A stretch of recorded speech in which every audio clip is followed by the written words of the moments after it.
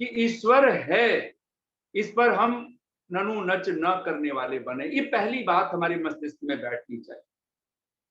अगर हम ऋषि दयानंद को पढ़ें, उनका वेद भाष्य पढ़ें, महामृत्युंजय मंत्र जिसको हम लोग कहते हैं त्रयंबकम यजामहे, यह यजुर्वेद में आपको तीसरे अध्याय में लगभग 62 संख्या या 63-62 संख्या है, और 63 भी एक दूसरा मंत्र है।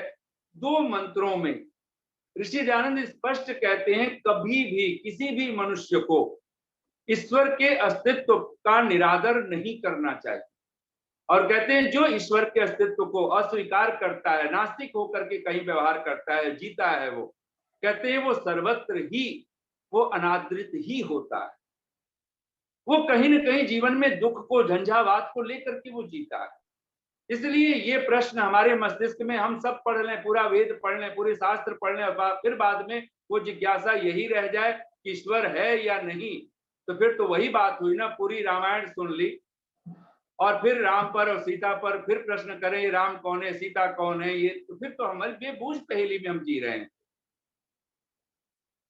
सारी बात अगर हमने पूरे वेद शास्त्र पढ़ लिए तो ऋषि दयानंद का तो मंतव्य है ये कि वेद के प्रत्येक मंत्र का जो मूल मुख्य तात्पर्य है वो ईश्वर है। ऐसा कोई भी मंत्र नहीं है जिसका मुख्य तात्पर्य ईश्वर न हो।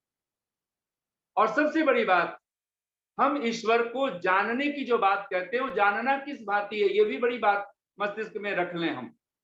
क्योंकि संध्या कौन करेगा? जो उसको स्वीकार कर लेगा, उसको अपने अस्तित्व, अपनी पूरी श्रद्धा के साथ अपने मन में, अपने मस्तिष्क में, अपने हर व्यवहार में, अपने हर आचरण में जो उसको स्वीकार कर लेगा, संध्या तो वही करेगा, उपासना तो वही करेगा।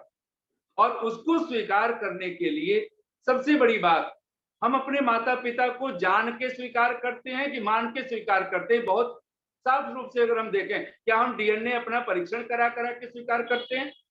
हमने सुना है, माँ से सुन लेते हैं कि मैं तेरी माँ हूं, पिता से सुनते हैं कि मैं तेरा पिता हूं, और हम इसको श्रद्धा से मानते हैं। अच्छा, क्या हम लोगों ने, आज डॉक्टर कहता है कि हमारे पेट के अंदर किडनी है, हमारे स्टमक में बहुत सारे, हमने कभी अपने शरीर को, हमने, ठीक है साइंस की भाषा में हम बहुत सारी चीजें देखते हैं, दिखाया जाता है, भारत का नक्शा हम देखते हैं, क्या उस नक्शे को अगर हम लेकर के चलें तो कहीं ऐसा कोई भारत हमें कहीं दिखेगा? पूरी धरती पूरी घूम लेंगे पर नक्शे के हिसाब से हमें भारत कहीं नहीं दिखने वाला है। पर वो नक्शा स्वाभाविक है, वो ठीक है, उस नक्शे के माध्यम से हम गंतव्य तक पहुंचा जा सकता है। लेकिन वैसा नक्शा देखने की अगर हमारे अंदर आकांक्षा जुड़ जाए कि यही भारत हमें दर्शन करना है, तो फिर बहुत मुश्किल में हम होंगे। ईश्वर के अस्तित्व को ऋषि दयानंद जब जानने की बात करते हैं तो मानने की ही बात कर रहे हैं। वो ऋषि दयानंद जानने और मानने में जरा भी फर्क नहीं करते हैं। ये हिंदी में, हमारी भाषा में बड़ा फर्क है।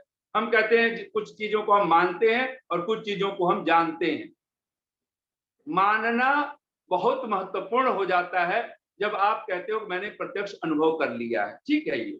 लेकिन बहुत सी बातें हैं जिसको हम नहीं जान पाए, नहीं देख पाए। पर कोई कहता है कनाडा है, हम कनाडा नहीं गए हूं। कोई कहता है जापान है, हम जापान नहीं गए हैं। तो हम क्या करते हैं फिर? हम स्वीकार करते हैं उसको श्रद्धा से, ठीक है मैं नहीं गया हूं और आप कहते हो तो है। पूरी मीडिया कहीं ना कहीं उसकी उद्घोषणा कर रही है, वहां के प्रधानमंत्री चल के आते हैं तो हमें पता चलता है, अमेरिका से कोई राष्ट्रपति आता है पता चलता है। हम अमेरिका नहीं गए लेकिन अमेरिका है। ये तो बहुत साधारण सी बात, लेकिन खास करके हमने अपने मन को कब देखा? रोज दिन भर तो मन की बातें करते रहते हैं, कभी हमने अपने मन को देखा है? उसको विचारों के माध्यम से देखते हैं और स्वीकार करते हैं मेरे मन में आज ये करने का मन है। अब कोई कहे लाओ उस मन का कान पकड़ दे। कोई माँ ने कभी कान पकड़ा, ऐंठने की कोशिश की? कभी हमने अपने मन की कुछ करने की कोशिश की कि मन क्यों परेशान कर रहा है? हम दुखी हैं तो किसके आधार पे दुखी होते हैं? मन के आधार पे दुखी होते हैं। और जब मन ही नहीं देखा जा सकता, आप सोचो हम ईश्वर तक को आंखों से देखने की बात करें, जानने की बात करें, और परमात्मा तो ऋषियों का तो ये वचन है। ऋषि दयानंद तो स्पष्ट कहते हैं कि जब भीतर से भय उत्पन्न होता है, शंका उत्पन्न होती है, लज्जा उत्पन्न होती है, जब कुछ बुरा कर्म करने के लिए हम तत्पर होते हैं, ये प्रेरणा किसी और की नहीं होती है, ये साक्षात ईश्वर की है। अब फिर भी हम ना स्वीकार करें तो फिर हमसे बढ़कर के दुर्भाग कौन हो सकता है? हमसे बढ़कर के फिर अभागा कौन हो सकता है?